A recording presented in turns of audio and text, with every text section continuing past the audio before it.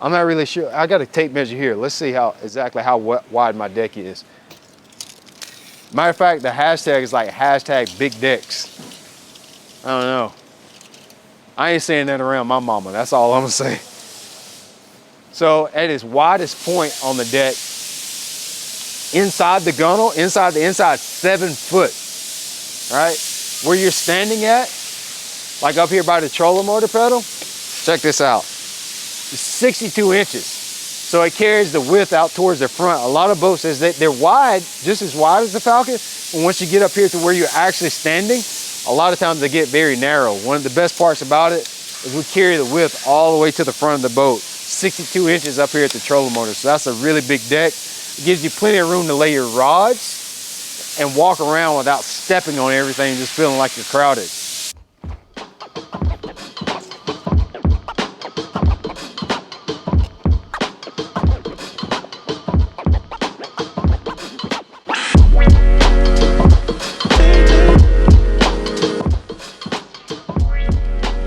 Okay, this is what I want to do this year.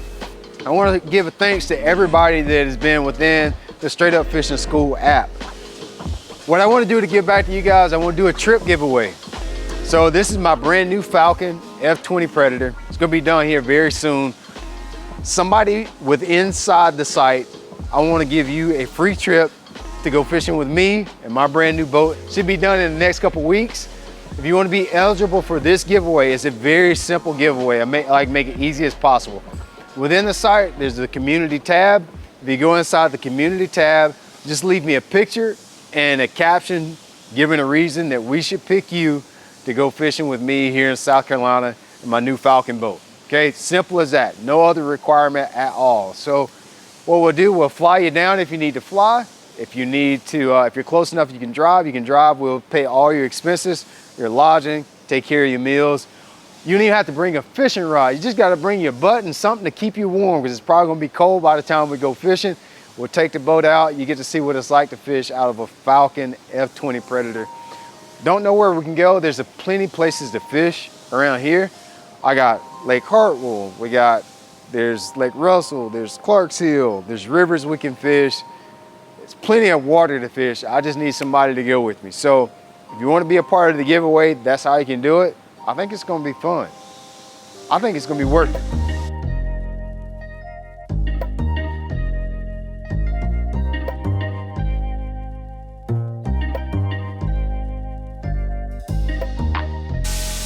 Oh, yeah, I like that. Man, that look like it, man, we needed that. Softness, I like that. These are standard model, 195, 185. Oh, yeah. That feels a lot softer. Again with the Yeah. medallion gauge. But not on the Predators, you're not putting this one. Man, I like that better. Now this seat that you got here is different than your other seat. Is it? Where is it? Is any in here with it? Let me see. That feels good. I got a little bit more. I got a little bitty butt. You know what I'm saying? When you got a little butt, you need something to give you a little, Yeah, that's the insert. That's what I had this year, right? These are a little different size. I swear that's what I got. They look a lot like Oh, it just looked like it. Sweet tea, man. It'll help you put on some pounds. That's all I drink. I probably need like some whiskey. It looks the same. Dude, I like that one better. I know, right? I like that. I like the standard model better. That was more firm. I bet it hold up better over time. But this part's the same as what I got though, right? That's not. It changed. The shell's the same, but as far as like the chevrons in there, there's something new. Oh yeah, this is new. Yeah. Watch, once people see that, once they feel that one, they were like, well, can I get a Predator with them seats in there?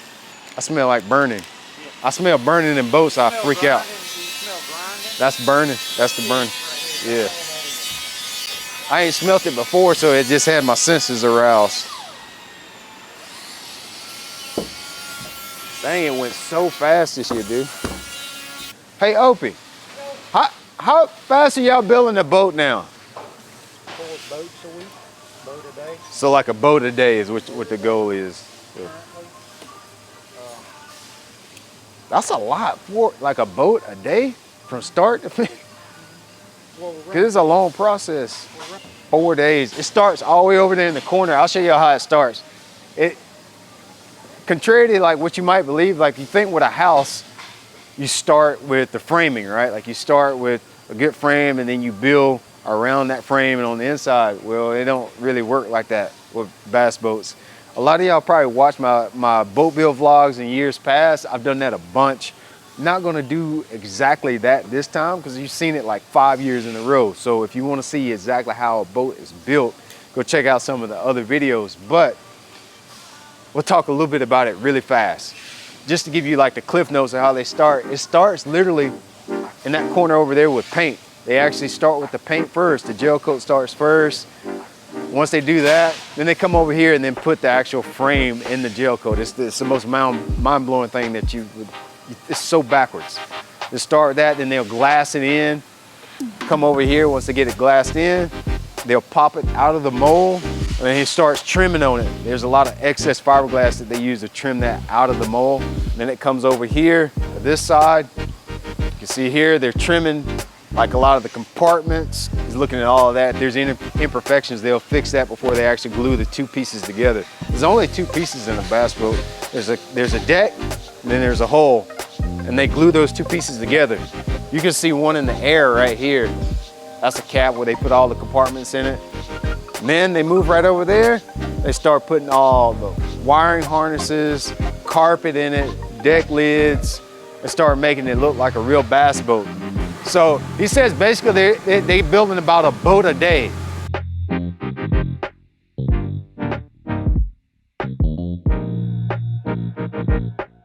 I scratched mine this year and I actually fixed it.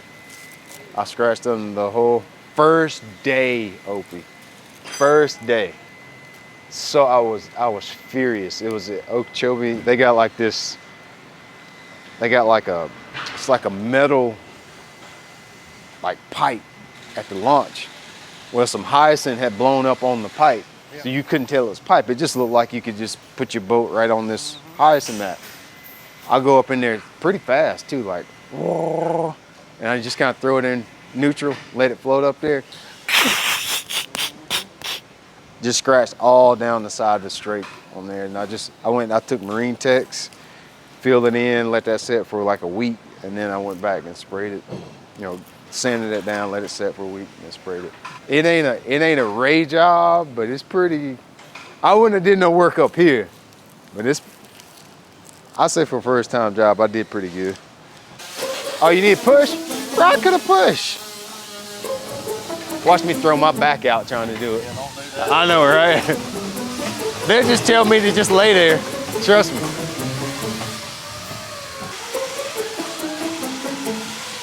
It's hard work, but somebody's got to do it.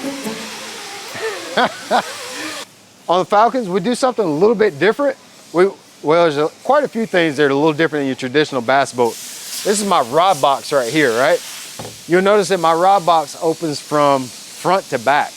And so that does a couple things for you. Open in front to back. They call these ERA rod boxes. That allows me to get access to my rod locker in or outside of the boat.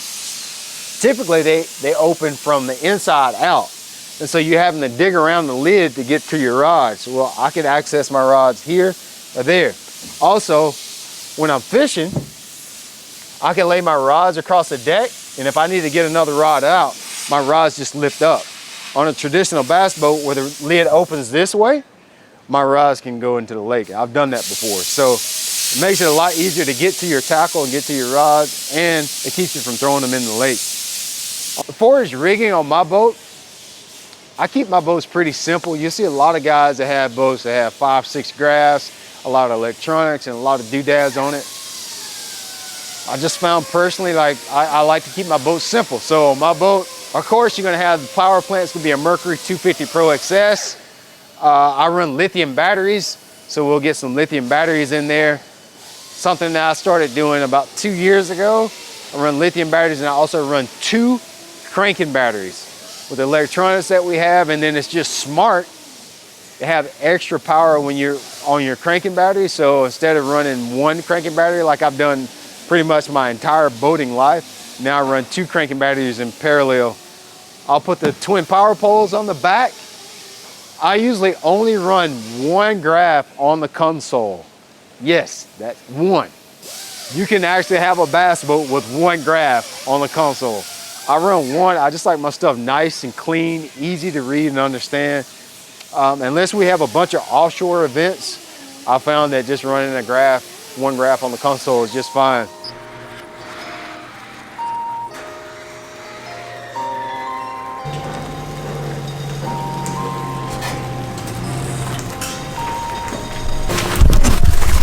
Hey, so this is my 23 rig. If anybody's looking for a boat, gonna have this one ready to sell within the next 2 weeks. Taking it to the shop tomorrow to get it detailed and the wrap taken off. If you're curious to see what color it is, I always do all my boat build vlogs here on the channel. So all you gotta do is go to the Falcon Boats playlist. You should be able to see the vlog. You can see all of the equipment, all the details. If you're interested in the boat, all you have to do is send me an email to Brian Latimer store@gmail.com. I'll leave a link in the description box, and you can pick up this boat and be ready for delivery.